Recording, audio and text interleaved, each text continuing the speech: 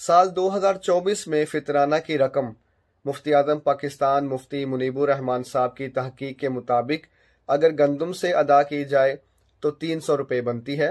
लेकिन चूंकि फितराना में रकम का फैसला गंदम की मिकदार से किया जाता है और गंदम की कितनी मिकदार पर फितराना बनता है इसमें उलमा के कुछ इख्तलाफात हैं, लिहाजा इन इख्तलाफात से निकल कर दारुल इफ्ता अहले सुन्नत दावत इस्लामी ने जो तहकीक पेश की है वो 340 रुपये है। बेहतर है कि सिर्फ 40 रुपये का फ़र्क है, इसको ना देखा जाए। 340 रुपये गंदम की मिकदार के एतबार से फितराना अदा कर दिया जाए ताकि हम फितराना के एतबार से मुतमईन हो जाएं। और अगर अल्लाह ने आपको माली तौर पर स्टेबल किया है तो फिर आप अपना फितराना जौ, खजूर या किशमिश के एतबार से भी दे सकते हैं, जिनकी तफसीलात यहाँ मेंशन की गई तस्वीर में आप देख सकते हैं।